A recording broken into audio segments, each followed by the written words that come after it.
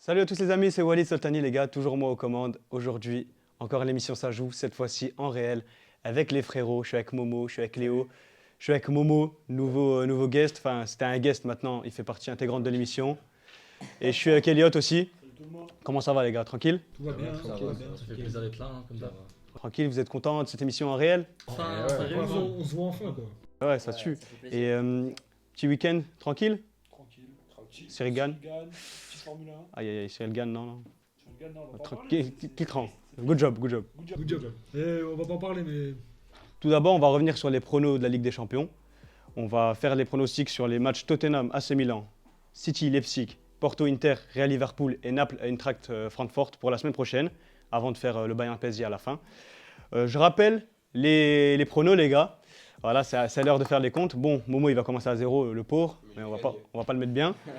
Donc, le champion des pronos actuel, c'est Momo. 5 bons pronos pour Momo. Le deuxième, c'est Léo, 4 bons pronos. Et le troisième, le bon troisième, c'est Elliot, 3 bons pronos. Il y a l'habitude de toute façon.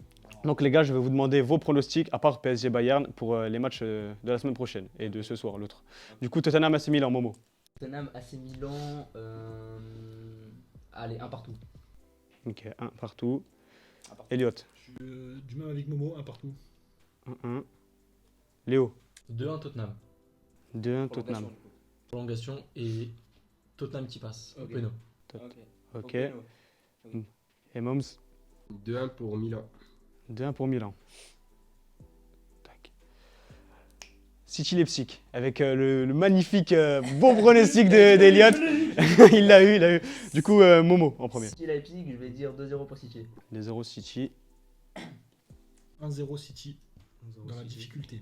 Ah, difficulté, attention les gars, difficulté. 2-0 aussi, c'est la difficulté en soi. Léo, 3-1 City. 3-1 City. 4-1 City. 4-1 City. Il y va fort. Hein. C'est pas en forme City. Porto Inter, le seul prono que Léo a passé la semaine dernière. Et Momo en premier. Porto Inter, je vais dire 1-0 pour l'Inter. 1-0. Attends, 0-1 plutôt. Elliot, 2-1 Porto. 2-1 Porto. Ça veut dire que ça va aller en prolongation. Porto au péno. Je sais que dans leur stade, c'est toujours compliqué. Léo, Partout. 1 partout. Du coup, Inter qui passe. Et enfin, la même chose que Léo. 1 partout. Real Liverpool. Momo, 3-2 pour Liverpool. 3-2. Liverpool. 2-1 Liverpool, 2-1 Liverpool. tranquillement. Léo, 3-1 Liverpool. 1-3. Mo, 1 Liverpool. 2-1 Liverpool. Aucune victoire du Real donc. Non. Et enfin, Naples, Eintracht, Francfort, pardon, 2-0 à l'aller. 3-0 pour Naples. 3-0 Naples pour Momo, Elliot, Un partout. 1 partout. Que des 1 partout en fait, toi, presque. Léo, 1-0 Francfort. 1-0. Colo. Du coup, ça passe pas. Ça passe pas. et Momo enfin. 0 Colo, il Naples. serait sûr. 0 Naples. Ah, il a pris un rouge. C'est de l'analyse ça. C'est une analyse, ça. Du coup, merci pour vos pronos, les gars, je les note bien. Voilà, je les afficherai en vidéo. Du coup, avant de passer au prono Bayern PSG, on va parler de ce choc qu'on attend tous depuis 2-3 semaines. Et quel est votre niveau de hype à quelques heures du match Elliot? Pas très hypé, franchement, mais comme au match aller, c'est pas un match qui m'intéresse forcément. J'ai juste envie de voir Kylian, c'est le meilleur joueur du monde. Mais c'est pas le match qui m'intéresse le plus. J'attends plus le Real Liverpool de demain que le Paris Bayern. Ok, et votre hype sur 10? Non, moi je suis plutôt intéressé par ce match. C'est un match retour, donc c'est toujours intéressant de voir ce genre de match. S'il y a le retour en plus de Mbappé, cette fois je pense qu'il peut vraiment faire la différence et je pense que c'est lui qui va faire la décision sur ce match-là. Et puis c'est un match retour, c'est toujours comme ça. L'année dernière, on l'a vu, Real PSG, ça nous a offert des moments de grande émotion. Je pense que ce soir aussi, on peut vraiment vivre un grand moment de football. Donc oui, je suis très hypé par ce match. Vous êtes du même avis?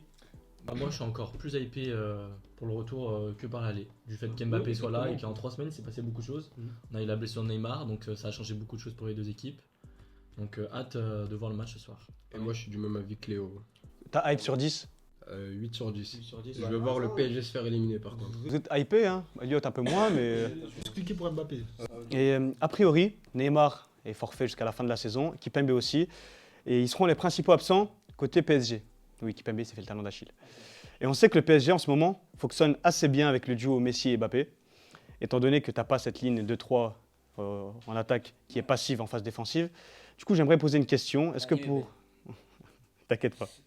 Est-ce que pour toi, Momo, la blessure de Neymar est-elle un mal pour un bien pour ce match? Oui, après, la question n'est pas de se réjouir de la blessure de Neymar. Parce que j'ai vu beaucoup de chroniqueurs télé dire oui, c'est bien fait pour lui qu'il soit blessé. Non, c'est pas bien fait pour lui qu'il soit blessé, on lui souhaite un bon rétablissement. Mais je dis simplement que dans l'équilibre tactique du PSG, avoir 3 joueurs qui défendent pas, c'est toujours très problématique. Maintenant, le fait d'avoir ce joueur-là qui est exclu et que maintenant t'en as 2 autres, t'en as plus que 2 en réalité qui défendent plus, donc ça crée un certain équilibre. Tu peux rajouter un milieu de terrain qui va travailler beaucoup plus. Donc là, tu vas avoir un milieu de terrain de plus, donc ça te crée une meilleure structure défensive. Et puis, Neymar, c'est un joueur qui joue avec beaucoup de touches de balle. Donc des fois, il a du mal à lâcher le ballon au bon moment pour ses latéraux. Des fois, il sait qu'il a du mal à lancer Mendes, Hakimi. Là, peut-être qu'avec un joueur en plus au milieu de terrain, les ballons vont peut-être aller beaucoup plus vite dans la profondeur et que ça va libérer des espaces pour les joueurs de côté. Et puis, densifier un peu ce milieu de terrain qui, vu que tu as aligné les 3 de devant, ben, ça manquait un peu de joueurs dans le milieu de terrain. Il n'y en avait que 2. Là, il va y en avoir 3 avec l'absence de Neymar. Donc je pense que c'est bénéfique sur le plan tactique. Et puis, c'est mathématique, hein, de toute façon. Quand tu as un joueur, c'est vrai, quand tu as un joueur qui défend pas, bah, que tu l'enlèves, tu rajoutes un joueur qui défend, forcément, il faut pas avoir fait l'ENA pour savoir que c'est plus qualitatif sur le plan défensif. Tu as du même avis sur Neymar? Tu penses que c'est un mal pour un bien? Je suis un peu plus mitigé, moi. Je trouve que la perte de Neymar est quand même dure parce que c'est un joueur, techniquement, il peut débloquer une situation, notamment lors du final avec le Covid, il a été monstrueux. Au début de la saison, il est monstrueux. Je trouve que c'est pas une bonne chose du tout. C'est pas un plus pour le Paris Saint-Germain. Je suis pas trop d'accord avec Momo. Certes, ça apporte une solidité plus défensive, mais est-ce que le problème c'était vraiment la défense à l'aller avec Messi, Neymar, ça attaquait pas. J'aurais bien aimé voir les 3 face au Bayern, mais avec la défense du Bayern qui est pas très folle. Mais voilà, c'est tout. Il faudra voir. Et Léo, aux yeux des bookmakers, le PSG n'est pas favori. Voilà, on peut voir les cotes. Je vais les afficher là. Ça tourne autour de 3,50 PSG, 1,80 Bayern. Pourquoi la cote du PSG est-elle si haute alors qu'il n'y a qu'un but à remonter? Bah, pour moi, déjà le fait que tu sois à l'extérieur, ça joue. Et ensuite, bah, pour les bookmakers, ils prennent sûrement en compte l'absence de Neymar, qui quand même, même si le PSG joue un tantinet mieux sans Neymar, ça compte pas mal. Et le Bayern, en ce moment, est dans une plutôt bonne forme depuis le match aller, donc je pense que c'est pour ça que les bookmakers donnent ces cotes-là.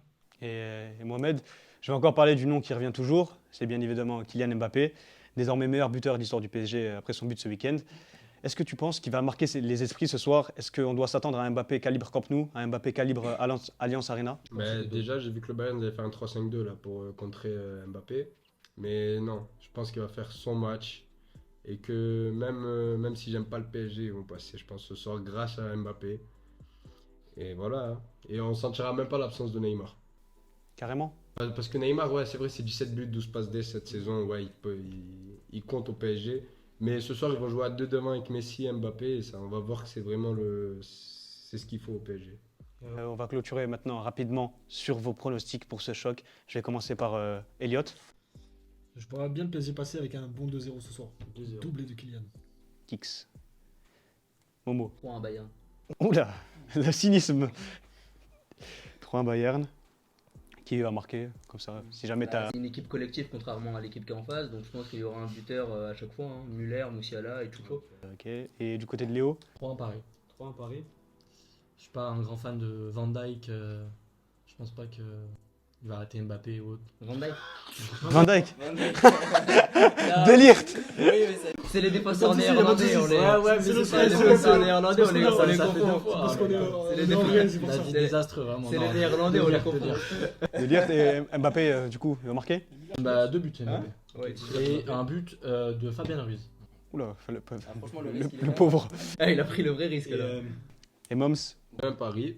2-1 pour Et ils vont passer au péno. Il a parlé des pénaux d'ailleurs, Oui. Christophe Galtier, Ouais, quand il Galtier. allait les préparer. C'est pas de la loterie. C'est le premier coach français à dire que les pénaltys c'est pas de la loterie et je pense vraiment que là on peut faire la Ça fête. fait plaisir. Mbappé a été très adroit selon RMC Sport Donc, au pénalty aux séances de penalty hier. Oui. Très adroit. Il en a mis 2 en finale de Coupe du Monde, je pense que là il n'y a plus de problème. Et merci pour vos pronostics, les gars. On va clore cette rubrique du PSG. N'hésitez pas à lâcher un like, commentez pour le référencement et dites-moi ce que vous avez pensé de cette émission. Partagez. Abonnez-vous, c'est très important. Mettez la cloche. Et bien sûr, abonnez-vous À bientôt. à Momo. C'est pas fini. C'est le mec qui va partir, tu vois. Abonnez-vous à la chaîne Momo, à son TikTok. Merci, Oli. Tout va s'afficher. Léo, son Twitter et son Insta. Benit, Elliot sur Twitter. Momo sur Twitter. Et on va se quitter. Ah, la chaîne à Gaëtan. Gaëtan Beninati sur YouTube, les gars. Abonnez-vous à lui.